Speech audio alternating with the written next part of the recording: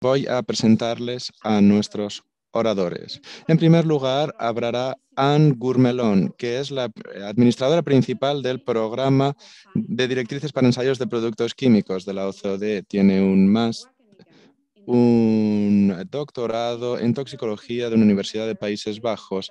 Ella se unió al directorio hace unos años después de pasar un tiempo en la FAO. En la OCDE se encarga del programa de directrices para ensayos de productos químicos y procura mantener la pertinencia y relevancia de las directrices en relación con las necesidades regulatorias y la realidad para mantener actualizados estos documentos y asegurarnos de que son relevantes para con la realidad. Después oiremos a Doris Volker, que es miembro científico de la Agencia Ambiental Alemana, que ha trabajado como bióloga centrándose en exotoxicología en la UBA desde 2009. Es miembro de la División de Seguridad Química. Tiene un doctorado en Ciencias Naturales de la Universidad Técnica de Dresden. Lo que se enfoca su trabajo en la UBA es en el riesgo medioambiental, la evaluación del riesgo ambiental de los nanomateriales y las necesidades de adaptación de métodos e instrumentos que ofrezcan datos fiables para cumplir con los requisitos de información regulatoria. Desde el año 2009 es miembro de la delegación alemana en el Grupo de Trabajo de la OCDE sobre nanomateriales manufacturados y ahora mismo está trabajando en el desarrollo de los documentos de orientación y las directrices de ensayo de la OCDE nanoespecíficos. También ha supervisado una serie de proyectos de investigación nacionales. Después de Doris intervendrá Frank von der Kammer, que es jefe científico y vicedirector del Departamento de Geociencias Medioambientales en la Universidad de Viena. En el pasado ha sido profesor visitante en la Universidad de Po y de Aix-Marseille, en Francia. Es miembro del Consejo Consultivo de la revista Environmental Science, RSC, y también apoya al grupo de trabajo sobre nanomateriales facturados de la OCDE. Ha publicado más de 80 estudios sobre química de coloides en el medio ambiente, comportamiento de nanopartículas, caracterización y aplicación de nanopartículas y en general de química ambiental. Sus intereses se centran en los coloides ambientales, las nanopartículas, su comportamiento dinámico y la interacción con elementos de rastreo, así como procesos naturales de la nanoescala, caracterización de nanopartículas en el medio ambiente, alimentos, cosméticas, en el medio ambiente, alimentos y productos cosméticos y las nanopartículas manufacturadas en el medio ambiente. Por último, escucharemos a Katrin Schwirm, que también es miembro científica de la Agencia Ambiental Alemana, donde trabaja desde 2009. Ella, Katrin, tiene un diploma en Ingeniería Medioambiental y ha completado su doctorado en la Universidad de Halle-Wittenberg como miembro de la Escuela de Investigación Internacional Max Planck para la Ciencia y la Tecnología para los Nanosistemas. En UBA, su trabajo se centra en la evaluación de riesgo ambiental y la regulación de nanomateriales. Desde ese momento desde aquel entonces es miembro de la delegación alemana del Grupo de Trabajo de la OCDE sobre nanomateriales manufacturados y su trabajo se centra ahora mismo en las enmiendas de las directrices de ensayo y de de los documentos orientativos conexos sobre especificidades de los nanomateriales y la necesidad de adaptarlos a la legislación y a la seguridad química existentes, con atención específica a los nanomateriales. Muchas gracias, espero que disfruten de este webinario. Nuestra primera oradora tiene la palabra. Muchas gracias por esa presentación. Este webinario es el segundo webinario temático organizado por la OCDE en relación con la elaboración de directrices de ensayo y documentos orientativos relacionados con los ensayos de nanomateriales. Hemos creado una página web específica, ahí tienen el vínculo en pantalla, y en la parte superior lo pueden ver de sus pantallas. En ese sitio web se recoge información relevante para el proyecto Nanomet, que empezó en 2020. Se espera que dure 3 años este proyecto y que ayude a la OCDE a llevar a cabo su programa de trabajo en el ámbito de los ensayos de seguridad de nanomateriales, incluyendo métodos y orientaciones, así como la difusión a la comunidad de usuarios del el propio programa de trabajo. Nanomet tiene financiación de la Comisión Europea en el marco del de la iniciativa Horizonte 2020 y en esta página web que tienen en pantalla podrán encontrar mucha información relevante y también con respecto a este webinario, que es el segundo, el anterior, que fue el primero, y también webinarios futuros que puedan organizarse en este sentido. En esta introducción yo quería hablarles un poco del contexto general en el que se enmarcan estos proyectos específicos sobre los que hablaremos hoy. Empezando con el propósito del programa de directrices de ensayo de productos químicos de la OCDE. La idea es elaborar métodos reconocidos como válidos y aceptados por países miembros y países que se adhieran al sistema de aceptación mutua de datos.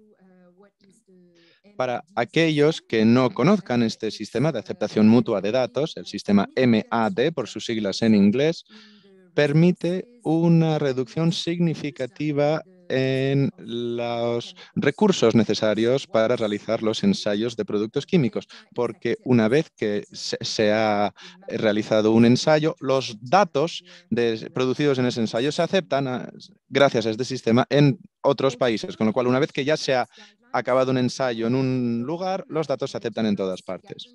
Asimismo, el programa ofrece material orientativo y documentos de orientación para apoyar las directrices de ensayo.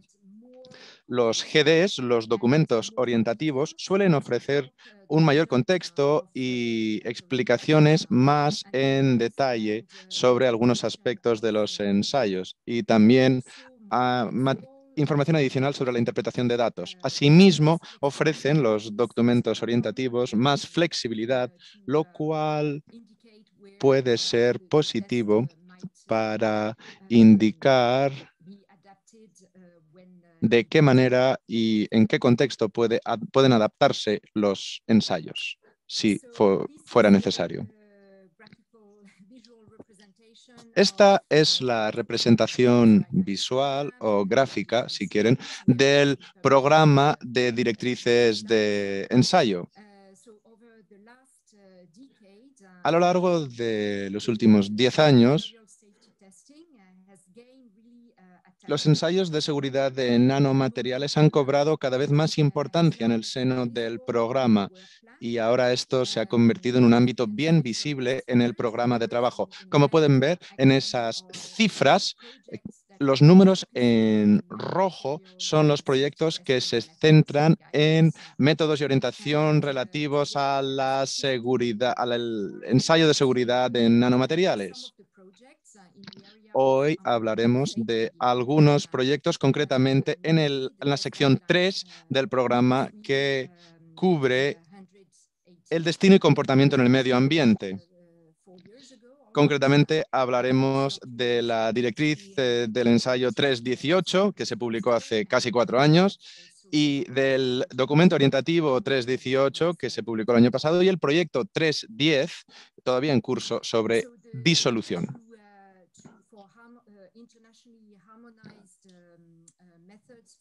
La necesidad de armonizar internacionalmente los métodos relativos a los nanomateriales es algo muy patente en las secciones de propiedades físico-químicas y la sección de destino y comportamiento en el medio ambiente. Eso se ve reflejado en la cantidad de proyectos en cada una de esas secciones. Si quieren saber un poco más sobre qué proyectos concretamente están en curso o están relacionados con la nanoseguridad en el ámbito de las propiedades físico-químicas. Los ven ahí a la izquierda. En el centro se refiere a ensayo de exotoxicidad y a la derecha de la diapositiva ven los proyectos que se refieren a destino y comportamiento en el medio ambiente de los nanomateriales.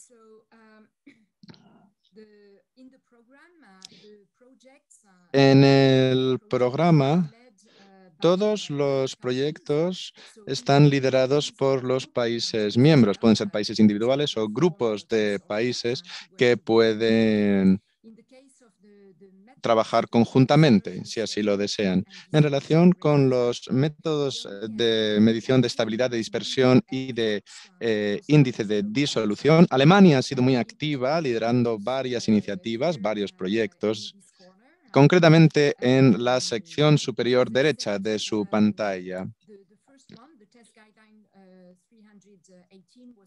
La directriz de ensayo 318 fue publicada en 2017, como dije, es la primera de ese cuadrado, arriba a la derecha. Luego, el documento orientativo 318 sobre ensayo e interpretación de datos sobre estabilidad de dispersión e índice o velocidad de disolución de nanomateriales facturados, se publicó el año pasado. Y luego estamos preparando, liderando, es el proyecto 310, liderado por Alemania, se está preparando una nueva directriz de ensayo sobre velocidad de disolución en el entorno acuático de nanomateriales manufacturados. Hay muchos términos muy similares, evidentemente, en estos ámbitos. No voy a repasar todas las definiciones ahora mismo, pero por supuesto que cada uno de los términos están definidos en su contexto de utilización en el documento orientativo 318 y también la relación entre cada uno de los términos están explicadas en detalle en el documento orientativo 318. Quisiera recordarles que estos términos se consideran en un medio ambiental simulado con condiciones estándar en términos de materia orgánica natural, pH, electrolitos, etc. En relación con la solubilidad y el índice de disolución, también se incluye en un medio biológico sintético, lo cual es distinto de lo que vamos a abordar hoy en nuestro webinario, pero quería señalar esa distinción. Antes de darle la palabra a nuestra siguiente oradora, quisiera hablar un poco más de estos conceptos y estos documentos. ¿Por qué son importantes estas características? La solubilidad, la estabilidad de dispersión y la disolución de los nanomateriales. Pues bien, porque realmente son muy determinantes para el destino y comportamiento en el medio ambiente de los nanomateriales y ofrecen orientación para más ensayos y otras estrategias de ensayo y examen, incluyendo exotoxicidad y también aspectos concretos de destino en el medio ambiente. La directriz de ensayo 318 permite clasificar nanomateriales por su nivel de estabilidad de dispersión a lo largo del tiempo y con sujeción a ciertas condiciones concretas. Hoy hablaremos también mucho del documento orientativo 318, el GD 318, que cubre el ensayo de disolución y de estabilidad de dispersión, pero que también incluye uso de datos para otras estrategias de ensayo ambiental. Algunos ejemplos del uso potencial que podría darse a los datos generados están ahí en la lista que aparece en pantalla. Antes de darle la palabra a nuestra siguiente oradora, que será Katrin Schwirn, En esta diapositiva quería ofrecerles vínculos y direcciones de contacto relevantes para que sigan conectados con nuestro trabajo en la OCDE relativo a la seguridad de los productos químicos. Si no tienen tiempo suficiente para tomar nota de estos vínculos, volveremos a proyectar esta diapositiva al final de la serie de presentaciones. Sin mayor dilación, voy a invitar a nuestra primera oradora a que tome la palabra. Catherine, adelante.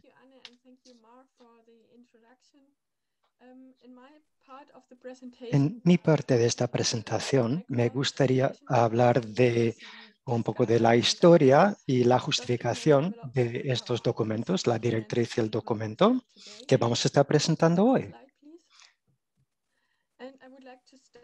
Me gustaría darles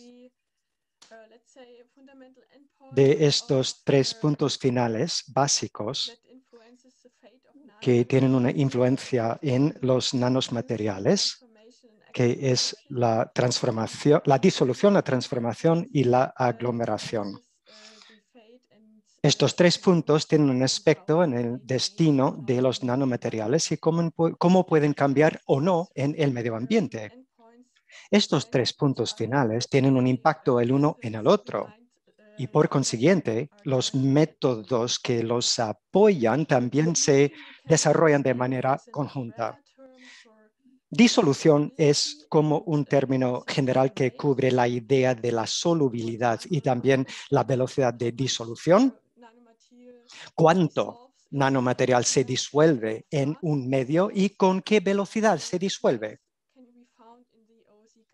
Hay consejos en el documento orientativo 318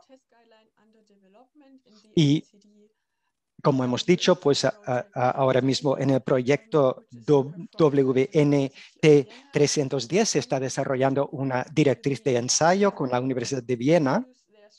Y en cuanto a aspectos medioambientales, hay un proyecto sobre la salud humana en el proyecto 115 sobre la disolución y la disolubilidad en medios biológicos. El segundo punto final es transformación,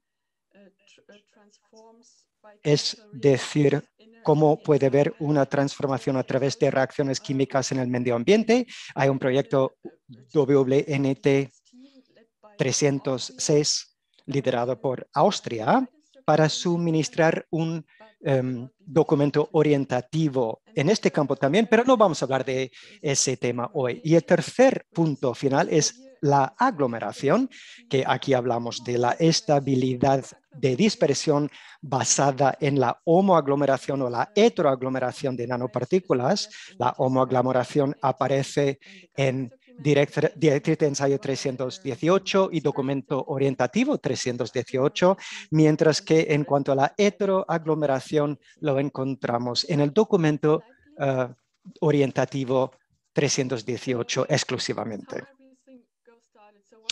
¿Cómo empezó toda esta historia? ¿Cuál es la historia detrás de estos 2 documentos que estamos presentando hoy? Hubo lo que llamamos una reunión horizontal de la OCDE sobre la ecotoxicidad y el destino ambiental de nanomateriales en 2013, y esta reunión de expertos quería revisar los diferentes directrices existentes para ver en qué punto se podían aplicar a nanomateriales, ver si hacía falta una revisión de las directrices existentes, si había que desarrollar nuevas directrices para incluir información específica sobre nanomateriales. También para identificar dónde había carencias en cuanto a nuestro conocimiento sobre este campo. Después de esta reunión de expertos salieron una serie de recomendaciones y en cuanto a nuestra presentación de hoy, pues recomendaciones para suministrar un método de ensayo para el estado de aglomeración y estabilidad de dispersión, otro método de ensayo para el comportamiento de disolución y luego de crear un documento orientativo sobre estos dos métodos, ya que no existen métodos estándares en ese momento. Para más información sobre esta reunión de expertos y sus resultados, puede ver el enlace que aparece aquí en la pantalla o leer también el documento científico, el artículo científico que aparece en la pantalla. Pues con la información que salió de esta reunión de expertos, se empezó una serie de proyectos para desarrollar estas directrices y documentos orientativos. El primer proyecto llevado a cabo por el Ministerio del Medio Ambiente de Alemania para desarrollar una directriz sobre la estabilidad dispersiva de nanomateriales en medios ambientales simulados. Aquí nos referimos a la directriz de ensayo número 318. Su propósito es de fortalecer el conocimiento histórico para el desarrollo de una directriz y redactar la directriz. Y fue la Universidad de Viena que llevó a cabo este trabajo. So the project for this test guideline started in autumn. Proceso empezó en otoño de 2013, el mismo año de esta reunión horizontal que mencioné antes, y continuó hasta primavera 2017. Dentro de este proyecto se llevó a cabo investigación para desarrollar la introducción de la directriz de ensayo y de validarla también, con apoyo de varias reuniones de expertos y también por el grupo de expertos WNT,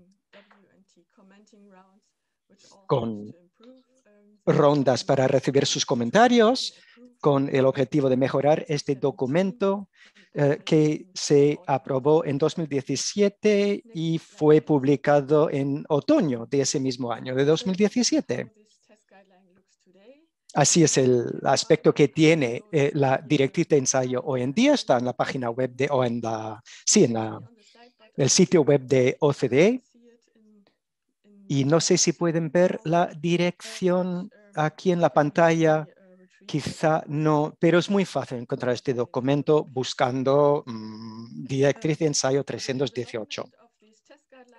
Para desarrollar esta TG, pues queremos dar las gracias a los diferentes expertos que ofrecieron su apoyo en su desarrollo, sobre todo la Universidad de Viena, pero también los miembros del grupo de expertos internacionales que daban muchos insumos, información importantes, también los participantes de la prueba de validación y los miembros del grupo de expertos sobre el destino ambiental del WNT. El segundo proyecto, con financiación del Ministerio de Medio Ambiente de Alemania, fue para desarrollar un documento orientativo de la OCDE, que es el documento orientativo 318, que apoya los ensayos de la estabilidad de dispersión, pero también de la disolución de los nanomateriales. Su objetivo del proyecto fue de recopilar todo el conocimiento y pericia científicos que ya existían para meter toda esa información dentro del el documento orientativo, o GD. Este GD, el documento orientativo, pues fue como parte de este mismo proyecto del desarrollo de la directriz de ensayo, pero el segundo proyecto empezó en el verano de 2017 hasta el verano de 2020. Aquí también el desarrollo o la redacción de este documento orientativo disfrutó de contribuciones de diferentes reuniones importantes, como la reunión de redacción que hubo en 2019 de expertos principales que ofrecieron la mayoría de la información que entró dentro de este documento. Y luego hubo otra reunión o rondas de comentarios por parte de los grupos de expertos de WNT, seguido por las rondas de comentarios de WNT. Se aprobó en primavera 2020 y se publicó en el verano de 2020. Siguiente diapositiva. Pues pueden ver aquí el documento orientativo que también se puede ver en la página web de la OCDE.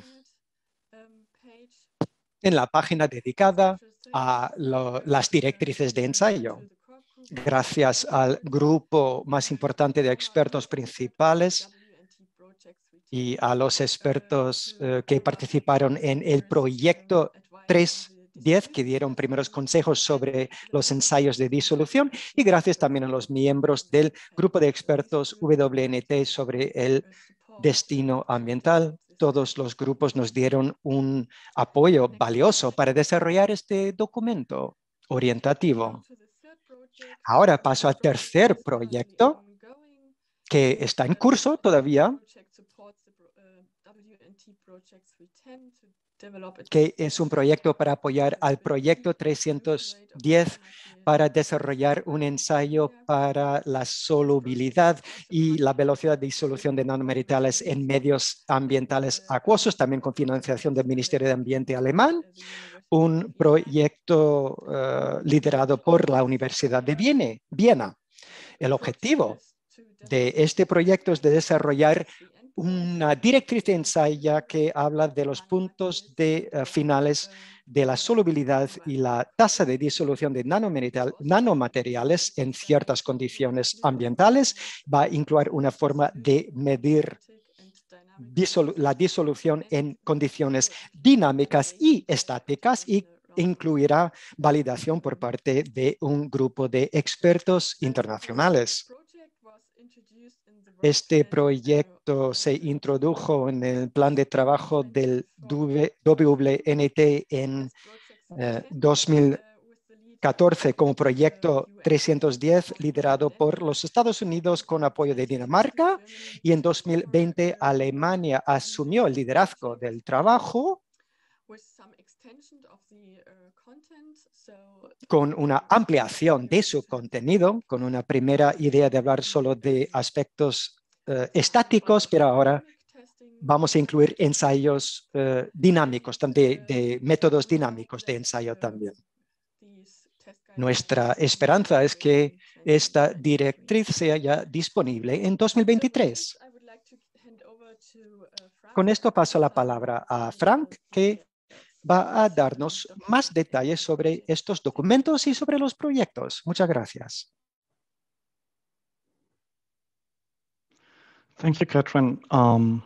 Muchas gracias, Catherine, por esta introducción al proceso sobre los dos documentos de los que estamos hablando hoy. Espero que todos puedan oírme. Me gustaría hablar de algunas de las preguntas que han surgido muchas veces durante el desarrollo de este proyecto, pero también después de la publicación de la directriz. Preguntas hechas por las personas que llevan a cabo los ensayos de la estabilidad de dispersión. Y me gustaría pasar por uno de los detalles o explicar el razonamiento de todo esto. Siguiente pantalla. Como ha dicho Katrina, los dos documentos de los que estamos hablando hoy tienen que ver con la aglomeración, disolución y transformación. Son parte de los 3 procesos de transformación más importantes de nanomateriales en los que usan sus propios compuestos o propiedades nanomateriales para su transformación.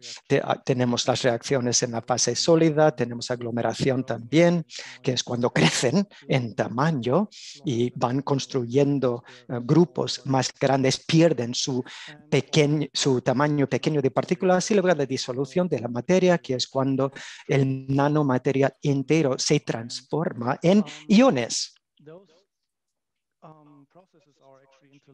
Estos procesos están entrelazados y así también las directrices o documentos orientativos que ya existen o que se van a producir también están interconectados. Por ejemplo, cuando hablamos de la directriz de disolución, habla de que hay alerta contra el riesgo de falsos positivos de disolución o de que puede haber valores demasiado altos de disolubilidad. Hablaré un poco de esto. La aglomeración o estabilidad de aglomeración nos da información sobre el estado de disolución de la materia que estamos analizando. La directriz sobre transformación nos dará información sobre cualquier tipo de transformación que cambie la composición del material y cómo se puede cambiar su comportamiento de disolución. Y también hablamos de las diferentes transformaciones de superficie que afectan a la estabilidad de disolución. Así que hay muchos enlaces o conexiones entre estos diferentes documentos y todos en sí hablan de diferentes aspectos de llevar a cabo ensayos sobre nanomateriales y su comportamiento en el ambiente. Siguiente pantalla, y ahora estamos hablando sobre TG318 y es una directriz que también habla de proyecto en curso P310 sobre la velocidad de disolución y de nanomateriales. Y por eso hoy estamos hablando de aglomeración, estabilidad de dispersión en 318, mirando a la homoaglomeración, porque heteroaglomeración aparece como concepto en 318. Y en el futuro queremos poder dar documentos más, orientación más importante sobre la heteroaglomeración también y sobre la disolución de los nanomateriales centrado en la fase de solución. Hemos incluido diferentes orientaciones dentro del documento 318. Una publicación la razón científica que apoya TG318, donde hablamos de muchos de los aspectos importantes de los que vamos a estar hablando hoy. En principio, la estabilidad de dispersión en medios ambientales simulados, TG318, se basa en un diseño muy sencillo y eso es lo que queríamos, que fuera muy sencillo en cuanto a su aplicabilidad y operabilidad. En principio, hacemos una dispersión en condiciones controladas de una materia dentro de un medio cuya está definido de tal forma que las partículas de esta dispersión puedan aglomerar entre sí. Si no son estables, aglomeran y crean agregados más grandes que con el tiempo sedimentan y salen del medio. Llevamos a cabo este ensayo de la parte encima del vial y luego medimos la concentración de las nanopartículas estables dentro del medio, y eso es lo que estamos midiendo, cuánta materia estable hay dentro después de un cierto tiempo. Este ensayo es una entrada o ensayo que se puede hacer muy rápidamente, que solo tiene dos puntos temporales, la concentración inicial y la concentración después de aglomeración y 6 horas y la centrifugación de las materias. ¿Y por qué centrifugamos? Porque eso depende de la densidad de las partículas, que no se puede tomar en cuenta durante un ensayo. Partículas más densas se separan con más velocidad que otras partículas, pero hacemos el paso de centrifugación, podemos eliminar todas las partículas por encima de un umbral. Y entonces esto lo hacemos para todas las materias o para casi todos. Porosidad también es importante en el proceso de sedimentación.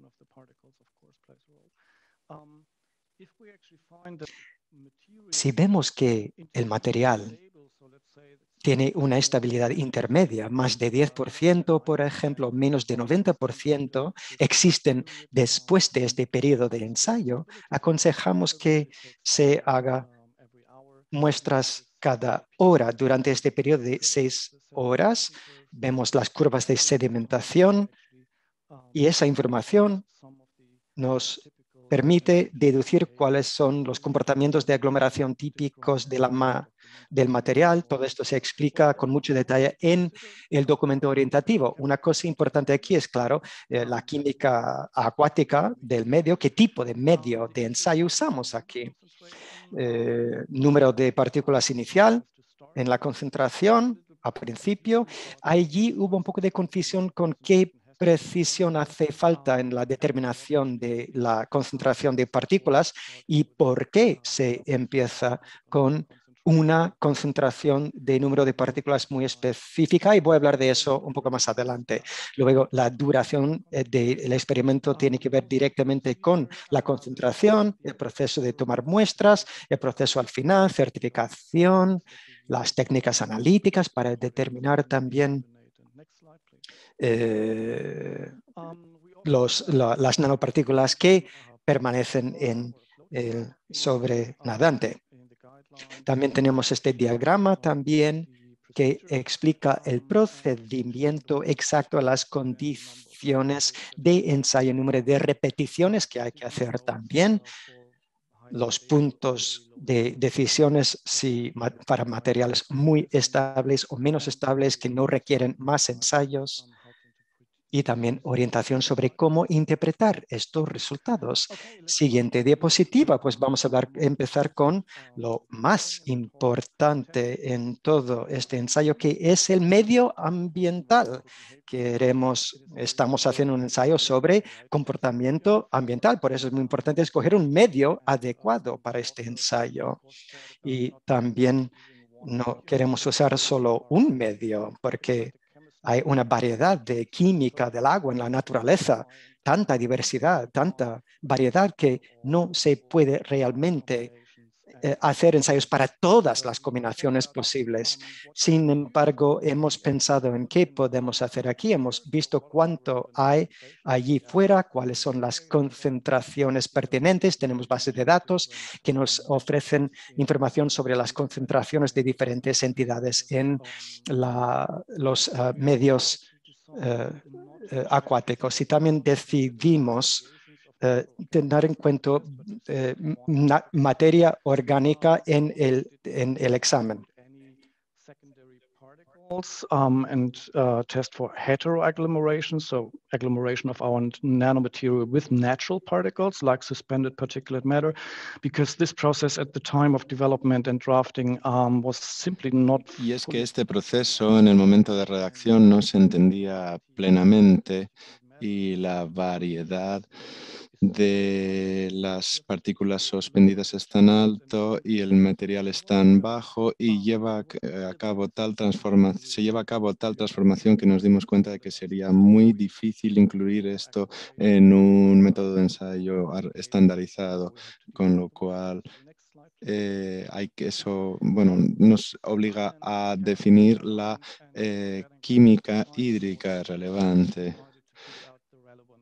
Decidimos elegir las partículas más relevantes que se encuentran en el medio acuático que afectan a la aglomeración. Hemos excluido el catión con 3 cargas positivas del hierro, por ejemplo, por esa carga positiva de 3 y tiene mucho impacto en la aglomeración, pero no existe realmente en concentraciones relevantes, con lo cual excluimos a lo que tuviera poco efecto, poca influencia o tuviera poca concentración en aguas superficiales.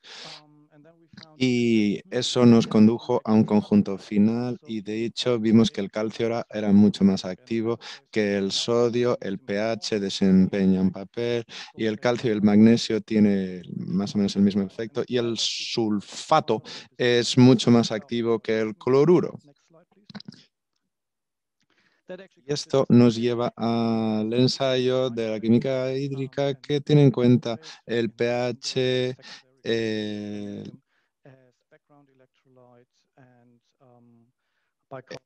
ion de nitrato, el de bicarbonato y también algunos colchones.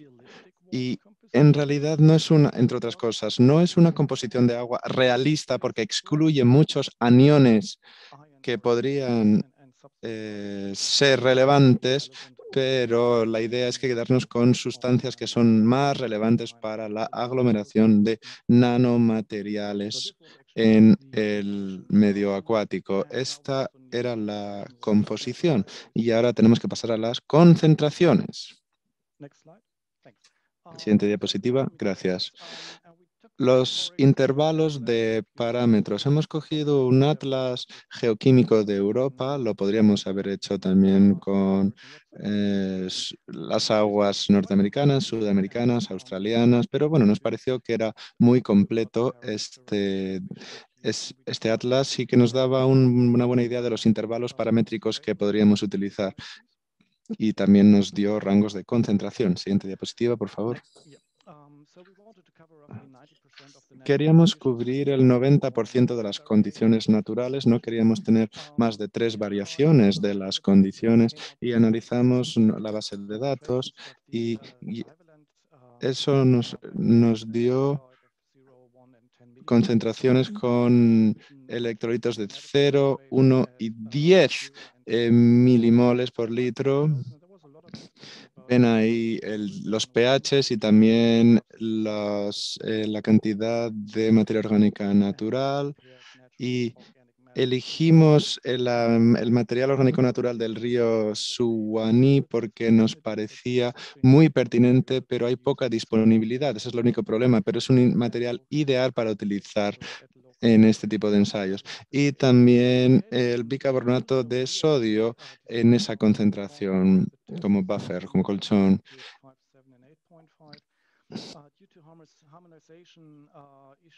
Debido a cuestiones de armonización que se abordaron en las reuniones de expertos, adoptamos al pH 4, 7 y 9, estas pruebas que habíamos hecho con 5, 7 y 8,5 de valores de pH, para armonizarlo con otros documentos.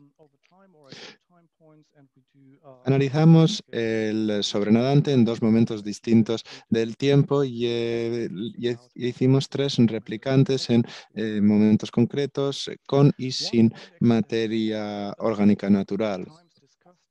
Algo que se abordó también varias veces era la cuestión de la duración de un periodo de 6 horas. ¿Por qué 6 horas? Y también la concentración. ¿Por qué es tan importante la concentración al principio del experimento? Bueno, la velocidad de la aglomeración es algo que depende de la cantidad de partículas que se tienen en la dispersión. Al principio, cuando se empieza con altos niveles de concentración, la aglomeración puede ser muy rápida y se pierden más rápidamente los materiales por dispersión que cuando se empieza con concentraciones bajas. Incluso cuando hay concentraciones muy bajas, como en aguas abiertas del océano, incluso en ese momento, en esas circunstancias, porque no se cruzan y no colisionan las partículas, pues no se aglomeran, con lo cual la concentración es muy importante. Por eso, al principio del experimento, y cuando se tiene un marco temporal de unas 6 horas, que nos parecía pertinente porque es bien bueno para una jornada de trabajo en el laboratorio. Un día de trabajo de 8 horas, 6 horas para el experimento nos parecía que estaba bien, ese era nuestro límite.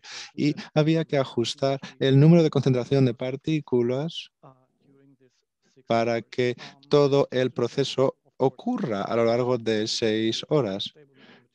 Y lo hicimos con nanomateriales estables e inestables. La figura a la derecha muestra en qué momentos se observan las distintas fases del proceso con materiales estables e inestables. Y cuando se aumenta o se reduce el número de concentración, esta gráfica pues se mueve a la izquierda o a la derecha.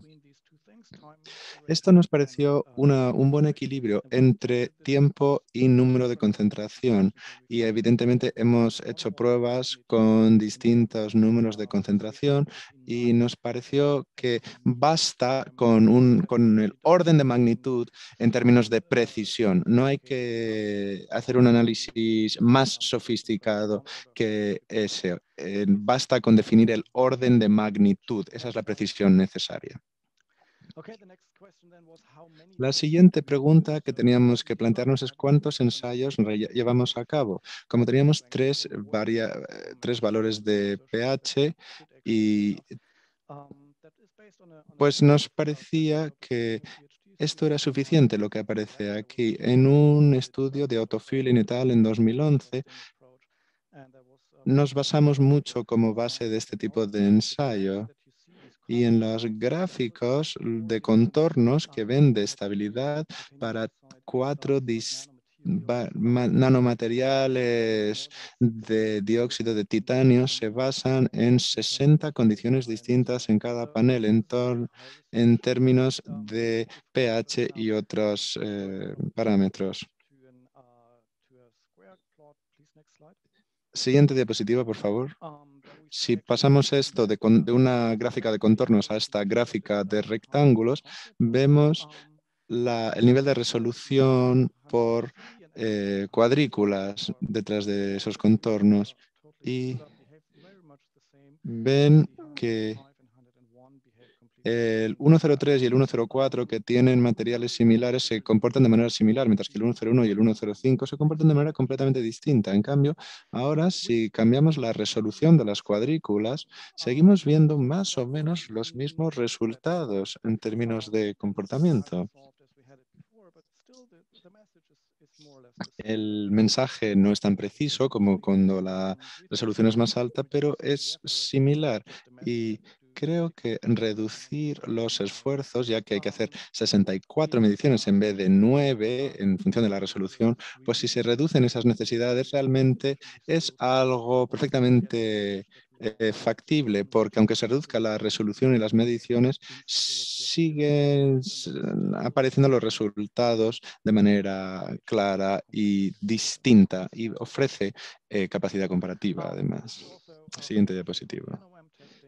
Esto también es cierto para las pruebas con materia orgánica natural. Estas eran sin las anteriores y vemos ahí lo que podemos esperar con materia orgánica natural. Vemos ahí una fuerte resolución cuanto mayor es la fuerza iónica y sí, con lo cual vemos que la baja resolución aquí no es un problema porque vemos claramente los efectos que habíamos observado con mayor resolución, tanto con y sin materia orgánica natural. Para el NM105 de dióxido de titanio y la nanopartícula 300K de plata, vemos que la plata, el de abajo en las dos gráficas, es totalmente estable a lo largo del tiempo y que no se ve influenciado por la fuerza iónica empleada. Sí que vemos algunas pérdidas menores con altas concentraciones de calcio y con materia orgánica natural, pero bueno, es relativamente pequeña.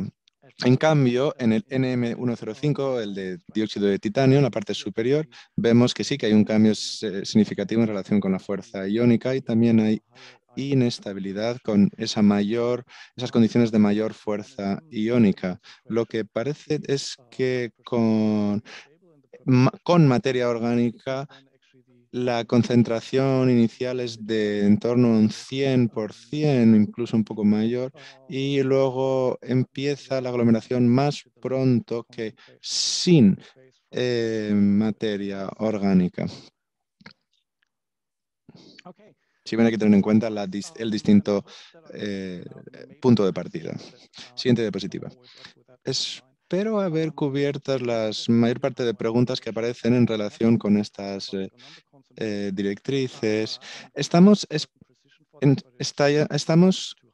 cubriendo solo la homoaglomeración que quiero señalar. Es importante también especificar la concentración, el número de partículas y también la duración del experimento, junto con, evidentemente, el índice o la velocidad de colisión dada la concentración de número de partículas.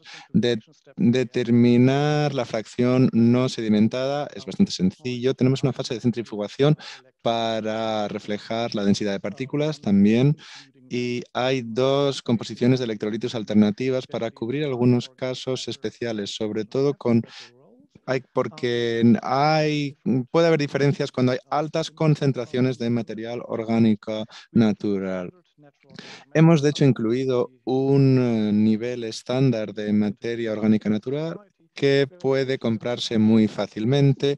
La estabilización de pH nos parecía que era realista, con niveles realistas, tanto de materia orgánica natural como de bicarbonato. Teníamos un enfoque por etapas con ese árbol de decisiones o diagrama de decisiones que ven a la derecha, y hay una herramienta Excel para obtener condiciones experimentales, y no solo, sino que con el documento orientativo 3.18 también permite esa herramienta Excel notificar o reportar los datos.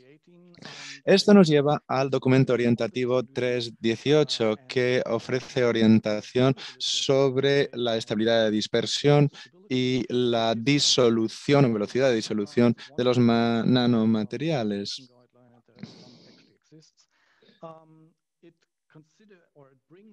La de estabilidad de dispersión ya está lista, todavía no se ha acabado el texto sobre disolución. Y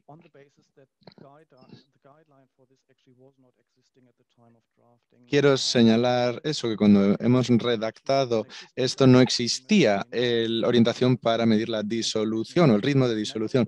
Pero hemos decidido vincular el texto con el documento orientativo 29 sobre transformación y disolución de metales y compuestos metálicos en medio acuático, porque es muy aplicable ese texto a esto si se adapta lo que hay que adaptar. Y también se refiere a la medición de nanomateriales. Concretamente, ofrece asimismo este texto orientación general sobre los ensayos de disolución estáticos y dinámicos, y también orientaciones sobre los métodos de separación de fases.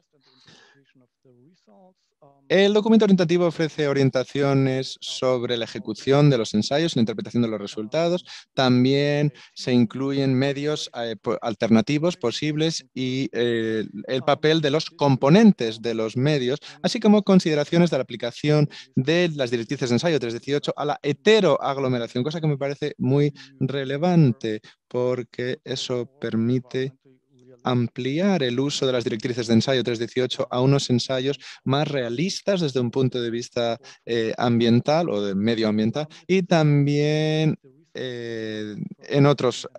y también por otras razones. Asimismo, la directriz ofrece orientación para el uso de resultados para otros ensayos y modelos de exposición, e incluye también menciones a esa herramienta Excel. Aquí tenemos algunas formas típicas de curvas de sedimentación, de aglomeración, que quizás obtengan al hacer esos ensayos de 6 horas, tal y como se establece en las directrices de ensayo, la TG 3.18.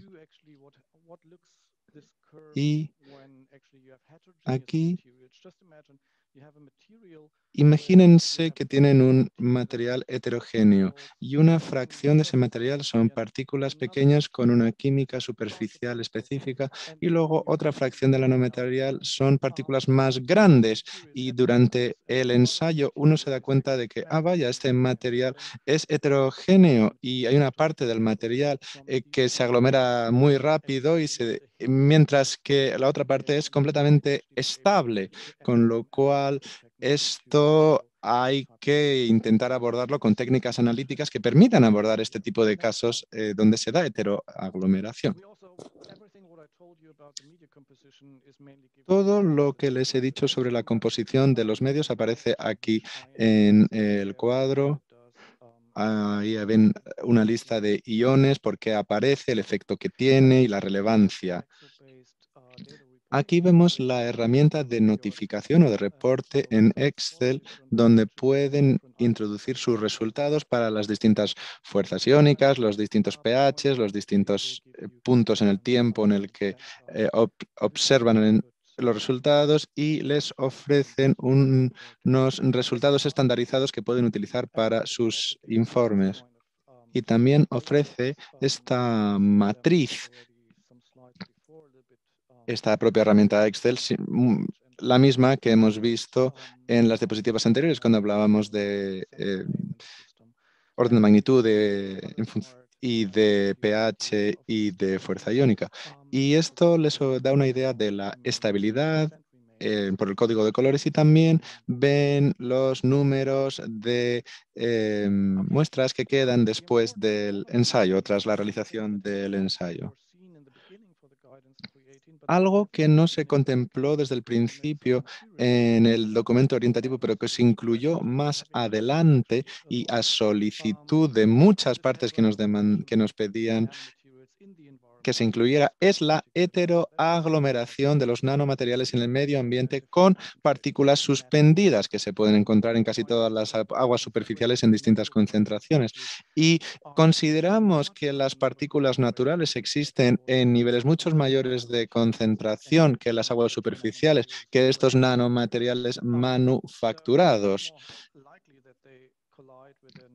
Es mucho más probable, por tanto, que un nanomaterial colisione con partículas naturales en suspensión que con otra partícula del nanomaterial. Esto es un supuesto que no es 100% cierto en realidad, porque a veces, si se comparan las cantidades examinadas y las examinadas presupuestas de nanomateriales en el medio ambiente, a veces los niveles son similares.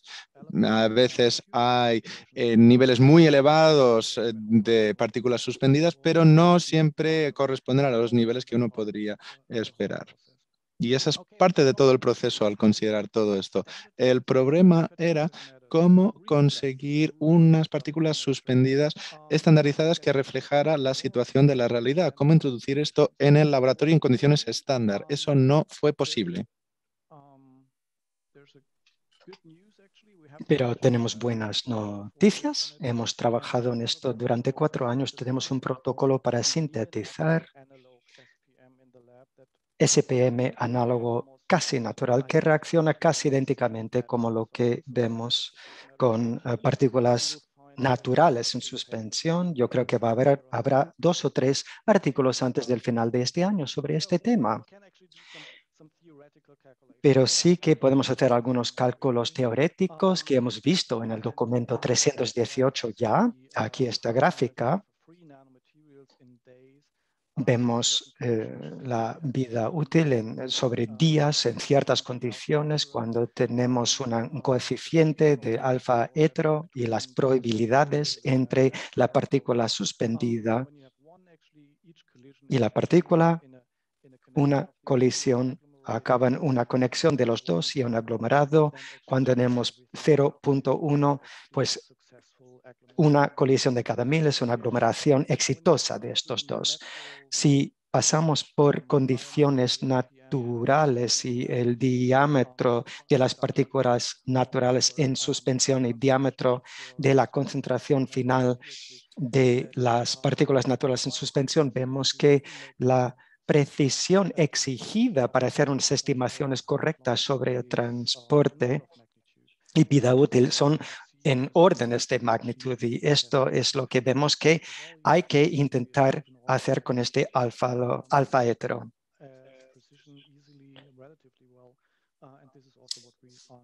Y esto es lo que hace falta también si queremos hacer cálculos del transporte. En cuanto a la disolución, el desarrollo de este documento, queríamos tratar una cosa que ya no existía en los documentos orientativos que ya existían. Había que investigar un poco 2 cosas. Solubilidad y límites de solubilidad. por una parte, y la velocidad de disolución. Esto hay que determinarlo todavía. Hay diferentes formas de hacerlo. Se puede hacer con la forma estática o de lote, donde simplemente se mete toda la información, toda la materia dentro de un recipiente y se agita y se mide la concentración con el tiempo, pero se crea una concentración de iones que aumenta la retroreacción y a un efecto de saturación. Por eso el incremento de la concentración disminuirá con el tiempo hasta lograr un equilibrio, un límite de solubilidad para determinar la velocidad de disolución. Para estos experimentos hay que extrapolar hasta el punto cero, el punto temporal cero, donde no hay más iones que alimenten la retroreacción, y compararlo con la curva cinética que ya se ha desarrollado. Hay otro enfoque que se puede aplicar, que es el ensayo de flujo continuo, donde bombeamos el medio a través de una membrana continuamente y el material empieza a disolverse, los iones se separan y luego tenemos un sistema infinito donde seguimos disolviendo contra lo que es casi siempre una concentración cero y no hay ninguna retroreacción, y se puede determinar la tasa de disolución cuando logremos condiciones constantes. Después de algunos momentos al principio del ensayo que no se puede hacer, pero al final vemos unos niveles estables para permitirnos determinar la tasa de disolución. Siguiente diapositiva. El documento orientativo también hace mucha referencia al documento orientativo 29, que da consejos sobre adaptar 29 a poder medir la solubilidad y tasa de disolución de nanomateriales. Tenemos un artículo también de Wasmuth de 2017, donde lo hicieron para partículas de plata y aplicaron este mismo método a ensayos con nanomateriales. Es un artículo muy interesante también, y creo que esto también es muy importante porque estamos haciendo un ensayo donde es importante la duración del ensayo y las concentraciones iniciales también. Y aquí vemos en rojo, si usamos concentraciones iniciales muy altas de 100 miligramos por litro, por ejemplo, vemos que logramos una pérdida muy pequeña de materia. Se disuelve muy poca de la información de la materia metida en el sistema, pero no importa si usamos 1 miligramo, 10, siempre logramos la misma concentración de equilibrio de plata, por ejemplo, en este caso. La presentación de información sobre la pérdida de material a principio no es una buena métrica para poder informar sobre la solubilidad. Los números reales en cuanto a microgramas por litro, metro por superficie, quizás esa información es mejor tenerla en cuenta. Luego, en el documento orientativo también damos consejos sobre los métodos de separación de partículas. Hemos mirado diferentes métodos.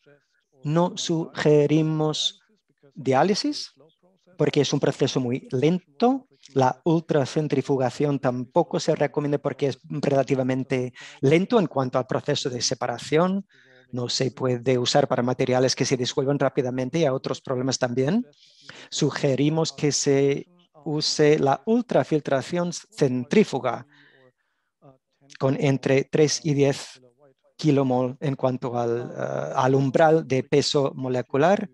Hay que tener cuidado con un par de cosas cuando usamos estos materiales, y esto también todo se explica en el documento orientativo.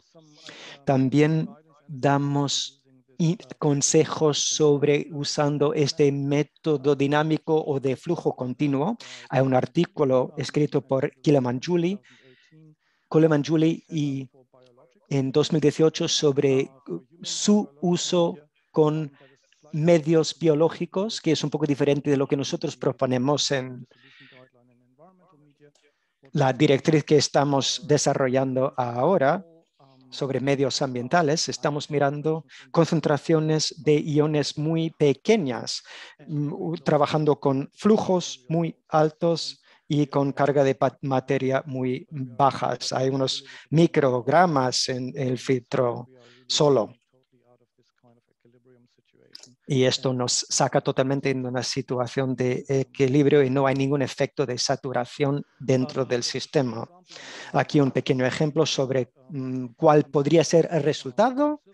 Aquí para nanopartículas de plata hay mucho espacio entre las partículas, no se impactan entre sí, 0,5 mililitros por minuto, y vemos que con el tiempo logramos un constante de una dispersión de iones en el material. Aquí también hablamos de las ventajas y desventajas de los diferentes métodos, o el método estático o el método dinámico, consejos sobre cómo usar los datos y transferirlo de un método, el método estático o método de flujo continuo, y cómo transferir e interpretar esa información. Y finalmente, pues aquí unos artículos científicos que pueden ser muy interesantes para saber más sobre este tema: heteroaglomeración, nanopartículas. Vemos este primer artículo de Barton, el segundo de Baum, sobre métodos pertinentes sobre el destino ambiental de nanomateriales manufacturados. Tenemos el artículo de mi grupo también sobre la directriz de ensayo de la OCDE. Y claro, el artículo anterior que fue como el apoyo, la inspiración de todo este trabajo que hemos hecho. Muchas gracias por la atención.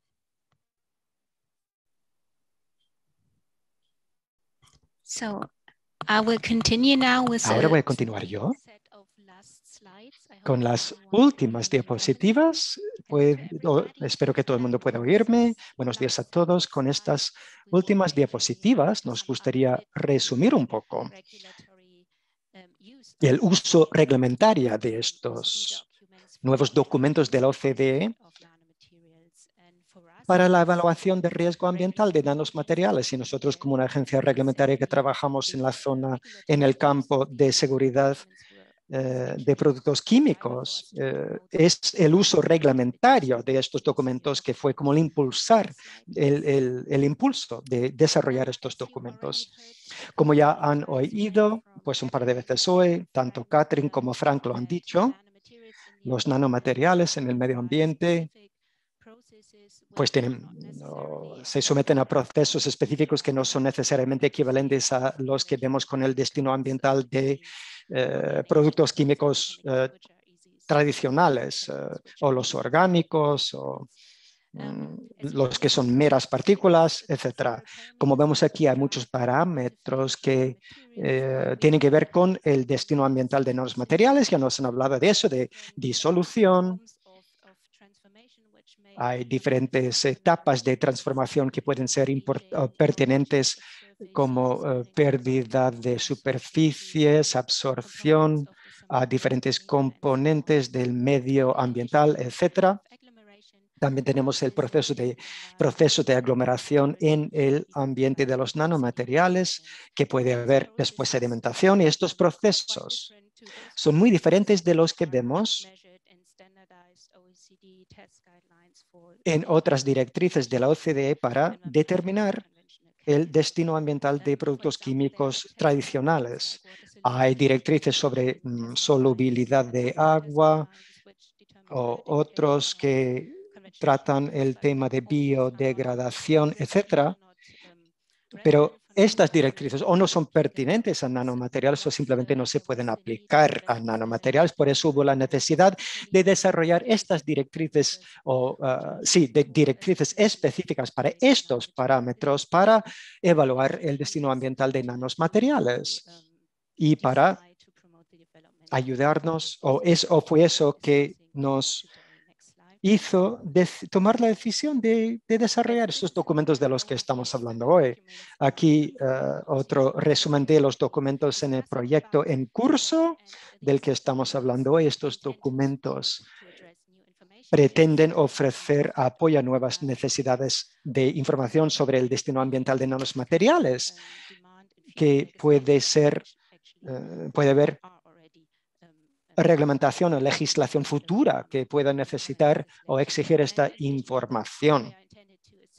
También pretenden apoyar a la toma de decisiones sobre otras necesidades en cuanto a ensayos experimentales.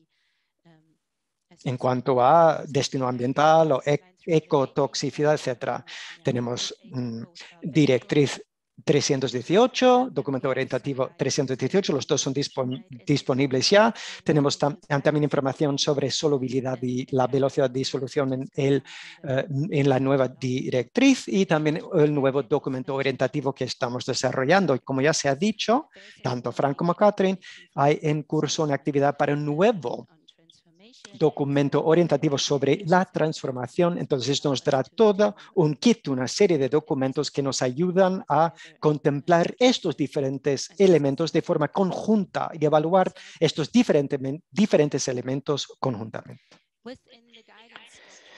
Dentro del documento orientativo 318 tenemos una estrategia cuyo propósito es de ofrecer una evaluación conjunta de los puntos finales sobre disolución de la información que sale de documento orientativo 318, la información sobre estabilidad de dispersión de directriz 318.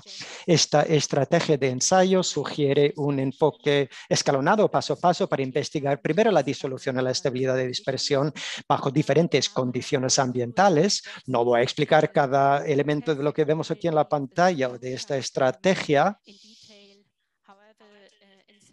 de este diagrama de flujo, pero para resumir, si usamos esta orientación, informará al usuario sobre si hay una necesidad de algún tipo de ensayo específico en nanomateriales y si decide hacerlo, o si necesita o si no necesita ensayos específicos sobre nanomateriales. Si hay disolución completa, por ejemplo, pues no hace falta llevar a cabo más ensayos específicos relacionados con nanomateriales. También aconseja sobre de que hay que hacer un ensayo completo de disolución para realmente tener pruebas concluyentes sobre de que no hay disolución o que solo ha habido una disolución parcial. Después de este ensayo de disolución, en el siguiente paso, pues hace falta más ensayos según los resultados, empezando quizás con ensayos sobre estabilidad de dispersión. Lo vemos en el cuadro verde, usando directriz número 318 y los datos que salen de esos ensayos de estabilidad de dispersión y de solubilidad, de disolución nos indicarán qué ensayos habría que hacer antes de o durante otros ensayos específicos para nanomateriales. Por ejemplo, si hay que monitorear estabilidad de dispersión para poder cotejarlo con un comportamiento específico, un efecto específico dentro del sistema de ensayo. Además, esta estrategia de ensayo, la información que sale de la TG y del GD nos da información para escoger las condiciones de ensayo para experimentos subsiguientes, si queremos un sistema estático o de flujo continuo, si queremos qué tipo de agua también habría que hacer, si hay que hacer ensayos de ecotoxicidad según los intereses. Por ejemplo, si se quiere hacer un ensayo sobre nanopartículas y fraccionamiento de nanopartículas, este flujo puede ayudarte a decidir si necesitas un ensayo estático o dinámico según la cantidad de solución que hace falta.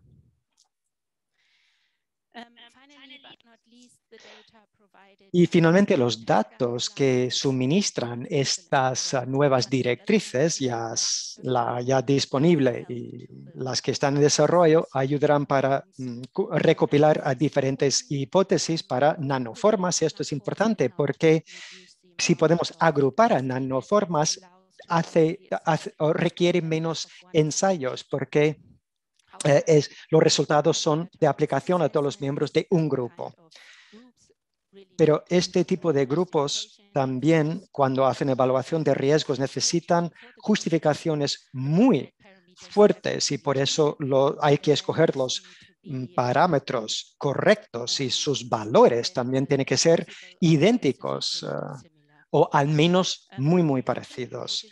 La Agencia Química Europea publicó un anexo a su orientación sobre la agrupación de químicas en 2009 y es específico en nanomateriales, donde enfatizan los parámetros más importantes que hay que tener en cuenta cuando queremos tomar decisiones sobre si diferentes grupos van juntos. Y estos parámetros, claro, incluyen los parámetros que tienen que ver con identificación, pueden ser parámetros físicos, pero también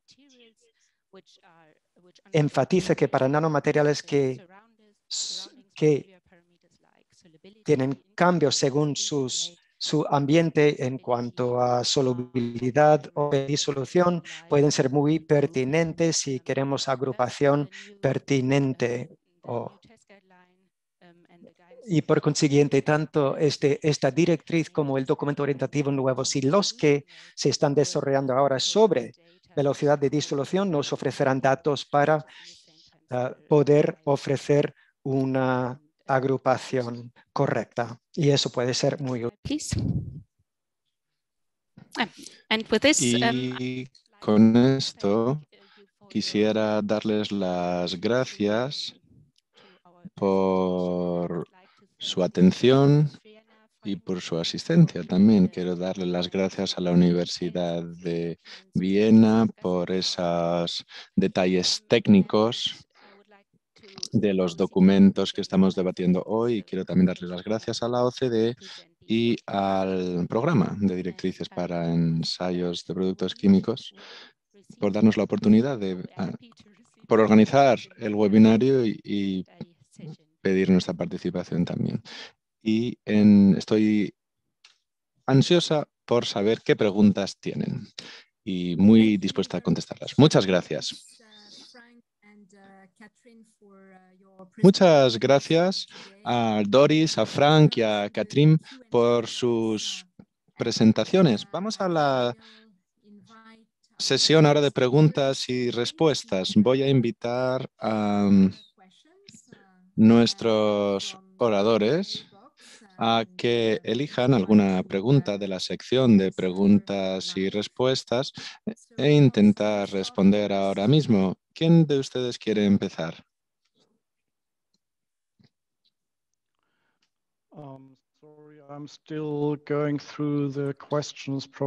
Disculpen, yo todavía estoy leyendo las preguntas, dice Frank. Si otra persona, alguna de las otras dos panelistas quiere empezar.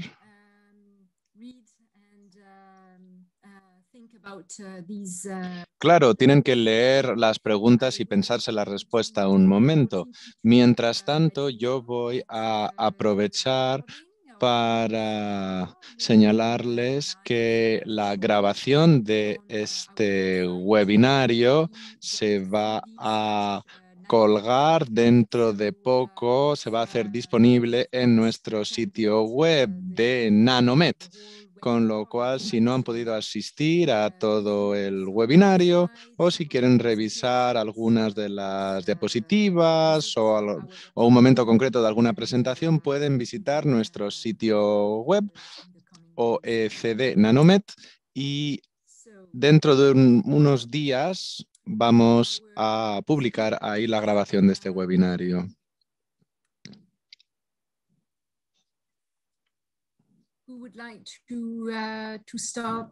¿Hay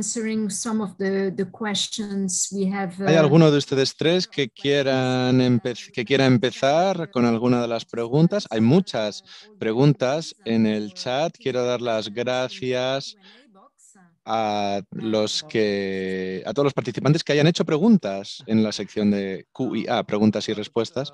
Frank, adelante. Quiero responder a la pregunta de Jet Constanza. Hay un umbral de tamaño de partículas por debajo del cual podemos estar seguros de que las partículas se comportan como un soluto en el agua, o siempre se requerirá hacer una prueba, hacer un ensayo. Sí que hay frontera entre solutos y partículas. Cuando hablamos de superficies de una entidad, de un producto químico en el agua, el principio es que cuando vamos al nivel del nanómetro o en torno a varios centenares de gramos por mol, en esos niveles el material es difícil distinguirlo de un soluto, pero también hay que pensar que con la presencia de macromoléculas y con la carga superficial y con la interfaz entre el sólido y el agua, con todas estas características se sigue comportando de manera distinta a un soluto. Con lo cual, siempre que se pueda identificar al material como una entidad, con un interfaz, aunque solo mida 0,6 nanómetros, debería ser considerado un nanomaterial y seguir siendo objeto de ensayo teniendo en cuenta esa consideración. Hay otra pregunta. ¿Qué ocurre con la formación orbital en relación con el comportamiento?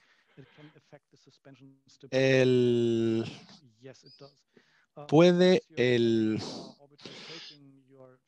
orbital shaking afectar a los nanomateriales? Sí, efectivamente, porque si se añade orbital shaking, se están añadiendo fuerzas y eso induce ciertos tipos de agregación, la agregación shear, con lo cual eso puede tener efectos distintos en función del tamaño de la partícula, y este efecto es distinto del efecto del tamaño de partículas en la aglomeración de difusión.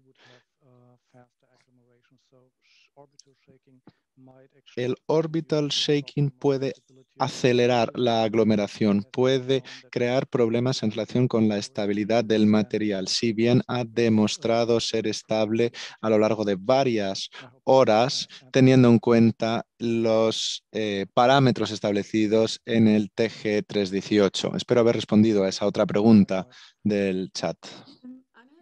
Eso es todo por mi parte. Adelante.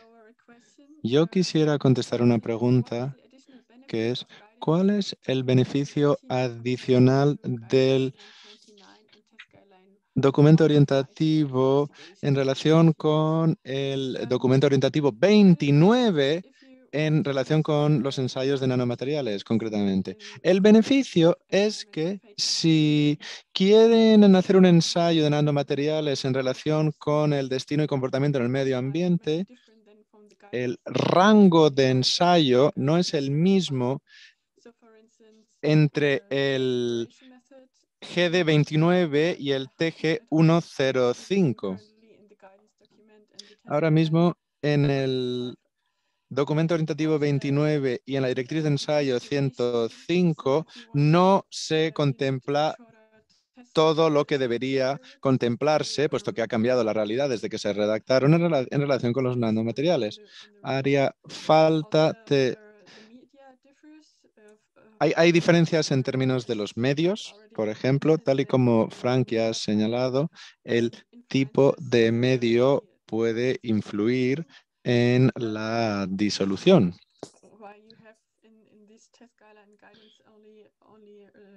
Y en estos documentos 105 y 29 hay una serie bastante limitada de parámetros.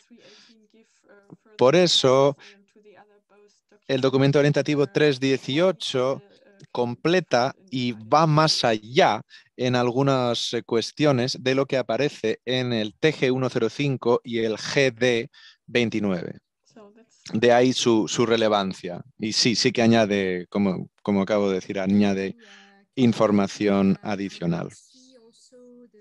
Gracias, Catherine. Veo otra pregunta, la última, sobre el calendario. Preguntan cuándo podemos esperar que el proyecto 3.10 sea ultimado, las directrices de ensayo sobre disolución o índice de disolución y solubilidad. Esperamos tener la lista, esa directriz, para 2023, pero por la pandemia de la COVID-19 estamos sufriendo algunos retrasos, con lo cual es posible que lleve más tiempo del que esperamos. Gracias, Catherine. I don't know if Frank or Doris. No sé si Frank o Doris quieren animarse a responder a alguna otra pregunta. He visto una pregunta de Sophie Hu.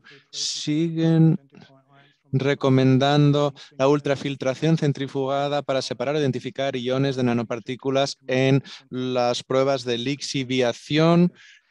¿O acaso los ensayos de lixiviación recomiendan un método de separación de partículas distintos en relación con los tests de dispersión?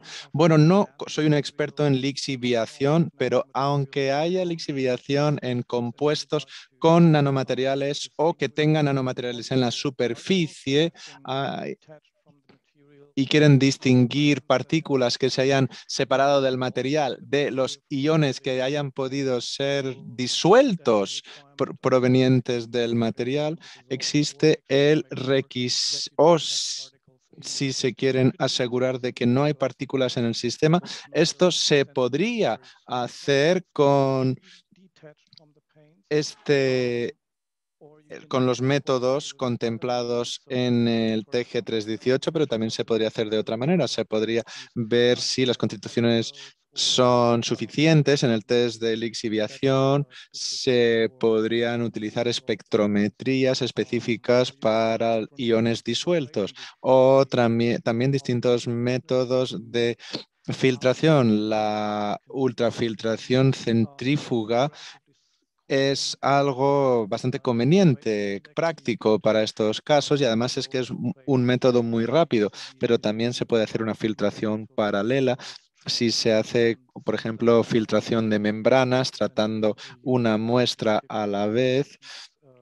Lo que pasa es que la ultrafiltración por centrifugado pues, puede hacer 50 muestras a la vez, con lo cual es simplemente bastante práctica porque es muy rápido ese método. Pero no es el único.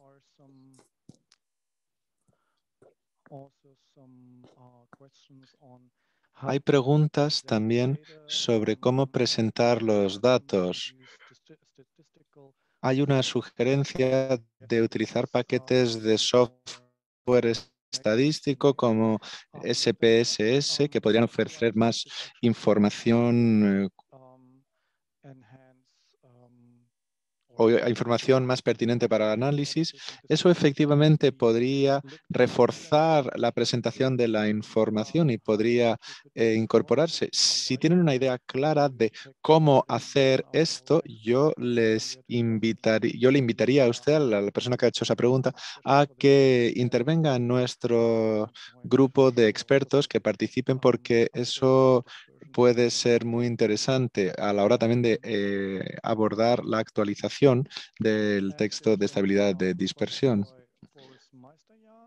Boris Meisterjan tiene otra pregunta que se refiere a cómo determinar el número de concentración al principio del test de dispersión cuando hay resultados contradictorios en relación con el tamaño de las partículas en función de la metodología que se utilice. Él menciona el método TEM y el DLS y que eso puede provocar discrepancias. Sí, efectivamente, el DLS suele tener una inclinación por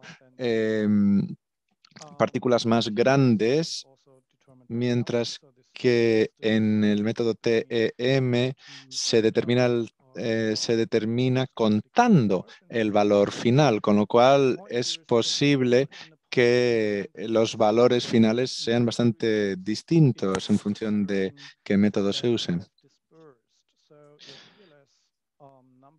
A la hora de evaluar la cantidad de partículas en la dispersión que ha sido dispersada, el DLS creo que será más preciso porque el TEM hablará del tamaño de las partículas primarias, pero quizás no tenga tanta información en relación con el estado original del material aglomerado.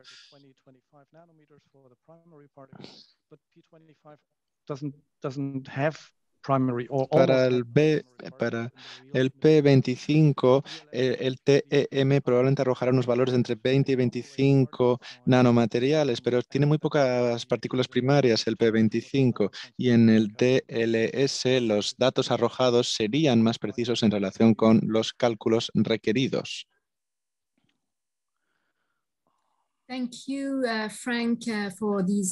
Gracias, Frank, por sus respuestas tan detalladas. Creo que Doris también quería contestar a una pregunta. Doris. Sí. Es más un comentario de David Sdaile. Se refiere a fluidos humanos y cómo abordar los fluidos humanos y cómo abordarlos con las directrices nano de la Agencia de Seguridad Alimentaria Europea.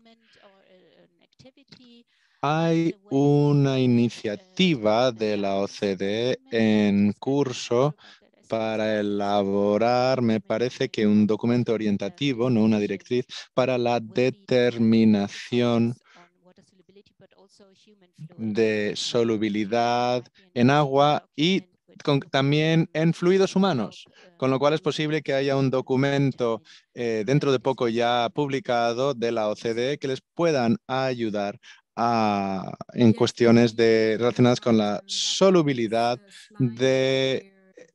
en fluidos humanos. Sí, aquí pueden ver una panorámica general de proyectos en curso en relación con, a la izquierda, propiedades físico-químicas y luego en el medio exotoxicidad. Y en cuanto al proyecto 1.5, lo ven ahí a la izquierda, sobre la determinación de solubilidad y índice de disolución de nanomateriales manufacturados en agua y en un medio biológico sintético. Es un proyecto liderado por Alemania y Dinamarca en curso y que tiene como objetivo elaborar unas directrices de ensayo. Catherine, sí, yo también quería responder a una pregunta. Otra pregunta, si no usamos los resultados para una evaluación de peligros acuáticos, ¿para qué vamos a usar los datos de las directrices del ensayo 318? dispersion stability, which gives you information on the Bueno, se puede determinar la estabilidad de dispersión de un nanomaterial que puede informar sobre el destino y comportamiento en el medio ambiente, y esto puede ayudar a elaborar modelos de exposición, y esto junto con otros datos puede utilizarse para una evaluación de riesgos, por ejemplo.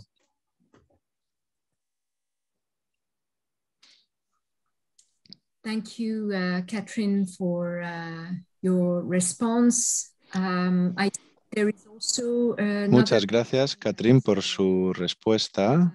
Hay otra pregunta. Perdón, ¿hay alguna otra pregunta que quiera usted contestar? ¿Cómo toman muestras en los distintos intervalos de tiempo? ¿Quería usted contestar esa pregunta, Catherine? Ah, no, es que he hecho clic ahí, me he equivocado porque las preguntas van subiendo y bajando en mi pantalla, entonces he hecho clic en una que no quería contestar. Frank, yo puedo contestar. No sé si esto se refiere al comportamiento de disolución o la estabilidad de dispersión, pero la muestra se toma un poco por debajo de la superficie superior. De hecho, 2 centímetros por debajo de del umbral superior de la superficie. De esa manera nos aseguramos de no tomar como parte de la muestra nanomateriales que estén pegados a la superficie.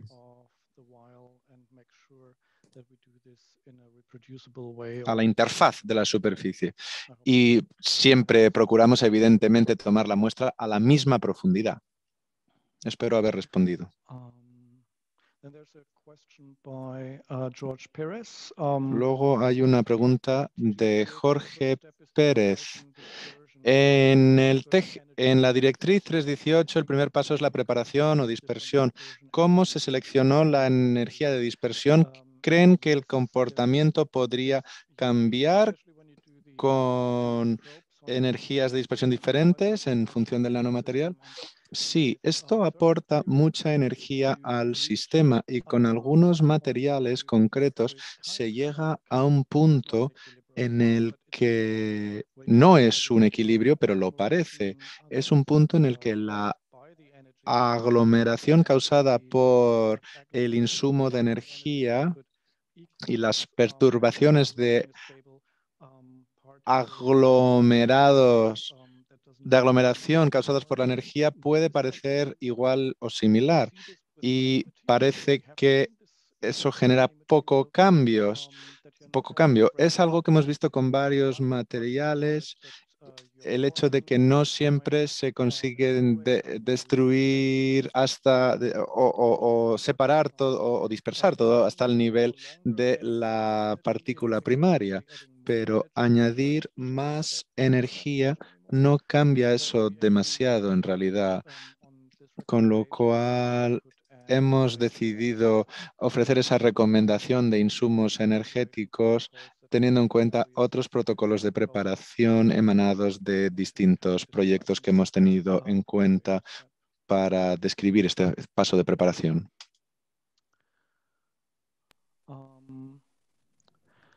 Then there's a question by Wolfgang Keller. Una pregunta hecha por Wolfgang Keller. Casi siempre hablamos de nanopartículas, pero hay materiales en el mercado que tienen una nanoestructura,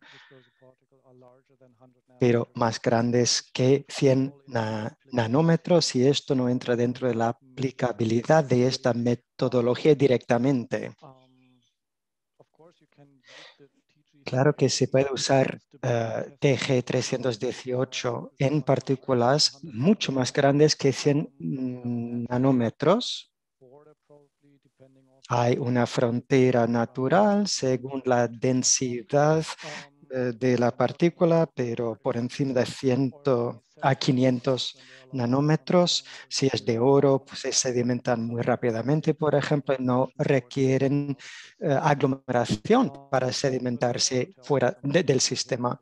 Pero eso también nos indica algo o nos da información sobre la característica del material en una muestra no agitada no habrá una dispersión estable de estas partículas de alta densidad, pero claro, entre hasta un micrón de tamaño, casi un micrón de tamaño, se puede usar este ensayo también. Pero si pasamos al rango de micrómetros, no, esta no sería la zona de aplicación de este ensayo porque no pretende llevar a cabo ensayos sobre partículas más grandes, ya que no hay una dispersión estable en cuanto a los ensayos de ecotoxicidad y cuando tomamos en cuenta también el transporte en el medio ambiente. Muchas gracias, Frank. Veo que hay una pregunta.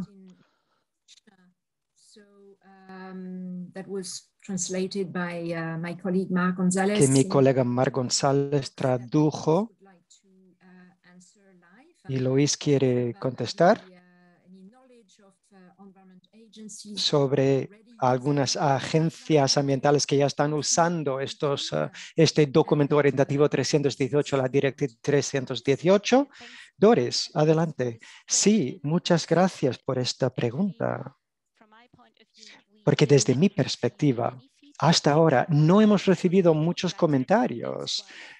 Yo creo que cuando un documento orientativo es muy nuevo, pues es normal, porque solo está allí desde el verano pasado. Pero yo seguro que hay discusiones, debates entre científicos o a nivel de la industria sobre el campo de aplicación o los límites también quizás de esta directriz. Para nosotros sería muy útil recibir comentarios sobre estos documentos para poder avanzar con ellos en el futuro. Quizá un día veamos la necesidad de revisar estos documentos y esa información sería muy útil en esa labor de revisión de los documentos. Gracias, Doris.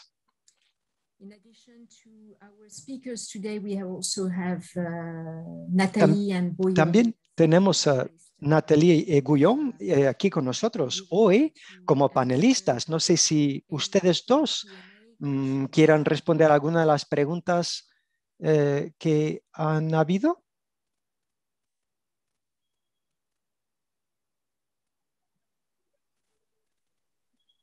So I see that Catherine would like to answer one Veo que Catherine quiere responder a una pregunta que tiene que ver con la aplicación de la TG y el GD a microplásticos y nanoplásticos.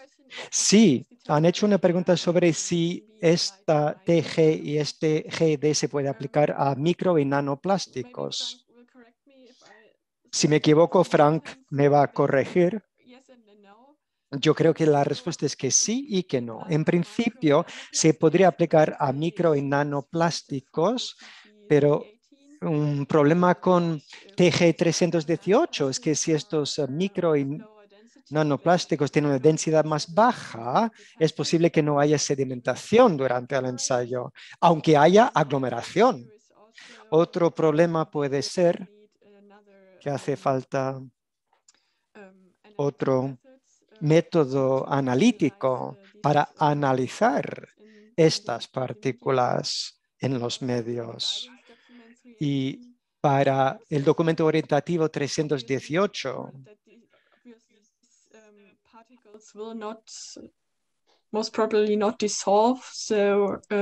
estas partículas no disolverían correctamente, entonces no tiene sentido intentar hacer un ensayo con la disolución o la estabilidad de dispersión. Sí, Frank dice que está de acuerdo. También hay que tener en cuenta la perspectiva reglamentaria. Igual estoy hablando de algo que no es mi campo de pericia, pero si pensara en el aspecto reglamentario, normativo,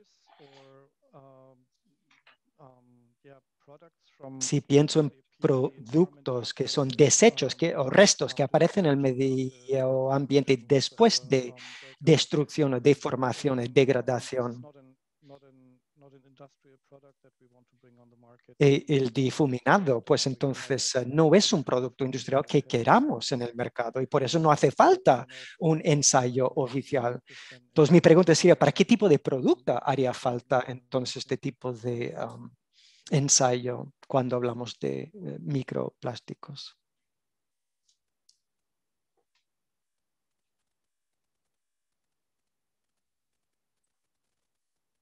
Thank you, Catherine and Frank. Gracias a Catherine y a Frank. I see that, some more questions are Han llegado más preguntas o siguen llegando. Nuestros oradores están contestando algunas de esas preguntas directamente en forma escrita dentro del chat. Pueden encontrar a veces su respuesta allí directamente escrita en el chat. Estoy mirando por las preguntas. A ver si uno de ustedes tenga una pregunta que le interesa. Tenemos una pregunta anónima sobre la preparación de la dispersión. El número de partículas que usamos son partículas primarias o secundarias o agregado. Pues hace referencia a las partículas que se pueden producir a través de procedimiento de dispersión. Eso quiere decir que es el número de partículas que son agregados individuales de partículas después de procedimiento de dispersión en el sistema de ensayo. Y eso es un poco como la pregunta que hizo Boris Meisteryan antes, creo. Luego una pregunta, si los datos de 318 se pueden usar para evaluación de exposición, quiere decir que podemos usar los resultados y qué puntos de datos podremos usar también. Es una pregunta interesante. La homoagregación, los datos sobre homoagregación pueden quizá darnos una idea sobre la estabilidad de las partículas, pero no hay un parámetro para nanomateriales que se pueda extraer directamente de la información del documento orientativo 318. Nuestros métodos para determinar precisamente los alfa valores y heteroaglomeración se mejorarán con el tiempo. En algún momento tendremos que actualizar esta información. Eso está seguro para que podamos transferir los resultados directamente a todos estos modelos. En cuanto a la disolución, sí, de velocidad de disolución y solubilidad se pueden aportar directamente a estos modelos. Esto también aparece en el último capítulo del documento orientativo, cuando hablamos de exposición. Gracias, Frank. Hay una pregunta de Eric Blecker, que Doris quería responder a esa pregunta en directo. ¿Cree que la estabilidad de dispersión y o la disolución se puede determinar para tener una idea muy clara sobre exposición en esos sistemas? Pueden usarnos aquí.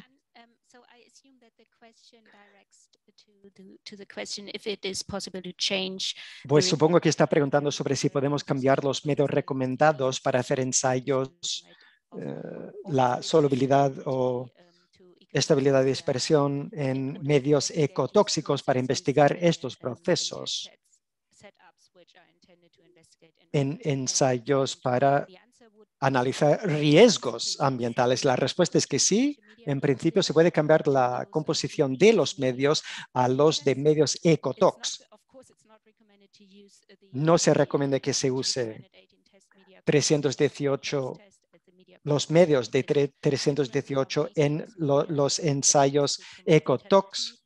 Si el meta es de promover vitalidad, pero si cambiamos la composición del medio en las directrices o de la directriz 318, es importante caracterizar y informar sobre las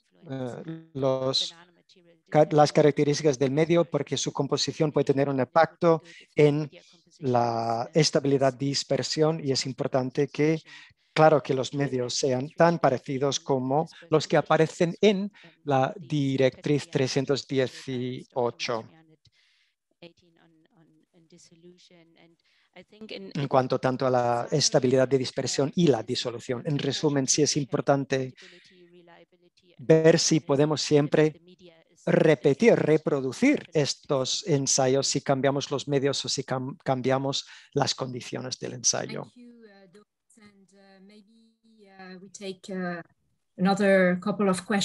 Quizás un par de preguntas más antes de terminar.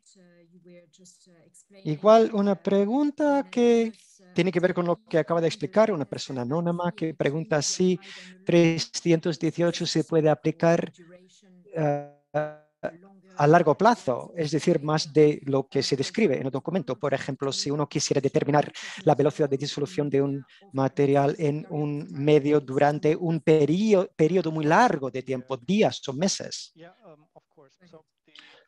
Sí, claro que sí. Sí que hay procedimientos explicados en la directriz que hay que cumplir si uno quiere usar estos resultados para fines reglamentarios o normativos. Pero en cuanto a la disolución y la velocidad de disolución, y sobre todo cuando tiene que ver con la solubilidad, hacer un ensayo durante 24 o 48 horas se define de forma muy operativa porque en muchos casos, cuando son materiales que tienen baja solubilidad o una solubilidad mediana, no llegan a disolverse totalmente. Entonces, no estamos informando sobre su solubilidad total, sino su solubilidad en un espacio de tiempo. Entonces, sí que puede ser necesario hacer 96 horas o incluso unas semanas para determinar cuál es el límite de solubilidad del material. Y esto sí que va a explicarse en la directriz sobre solubilidad que estamos desarrollando ahora. Gracias, Frank. Y otra pregunta que queremos, que quería decir una cosa más sobre absorción, ¿no? Sí, Are Bulford pregunta sobre absorción a las paredes del recipiente. Sí que puede ser un problema, un reto. Hemos explicado en la directriz si hay pérdidas importantes dentro de la primera hora. Después de meter la dispersión dentro del recipiente, también vemos que en la primera medición hay pérdidas de material. Puede ser posible que haya absorción en las paredes de las partículas y hay formas de medirlo para hacer pruebas para ver si esto es lo que está sucediendo. Se puede vaciar el recipiente, por ejemplo, limpiar las paredes con ácidos del vial para disolver las partículas y medir lo que hay en las paredes del recipiente del vial. Sí que es una cosa que hay que tener en cuenta en estos ensayos, porque puede haber materiales con tendencia a pegarse rápidamente a las paredes de los recipientes. Exactamente, puede pasar. Gracias, Frank, y a Doris y a Catherine por sus respuestas detalladas a estas preguntas hoy en día. Con esto estamos llegando al final de este seminario web. Hemos contestado a 34 preguntas. Nos quedan 17 en este cuadro del chat. Las respuestas restantes se responderán por escrito después del seminario web. Ustedes tendrán entonces la posibilidad de ver las respuestas a esas preguntas más adelante. Con eso, quiero agradecerles a todos ustedes, a los que han participado y a nuestros oradores de hoy y a todo el equipo de apoyo también por la preparación y la organización de este seminario web. Mar González, claro, que ha sido liderando la organización de este seminario web desde el inicio, y también hay Hannah Tabé, nuestro oficial de comunicación aquí en la OCDE, en la división IHS, nuestros asistentes, Carol Gagné también, con su ayuda en conseguir la interpretación, y a los intérpretes también por su trabajo de hoy, al español, de todas las presentaciones. Gracias, gracias. Disfruten del resto del día y estén pendientes porque va a haber más seminarios web en esta serie y nos alegramos de verles aquí en el futuro otra vez. Muchas gracias y adiós a todo el mundo.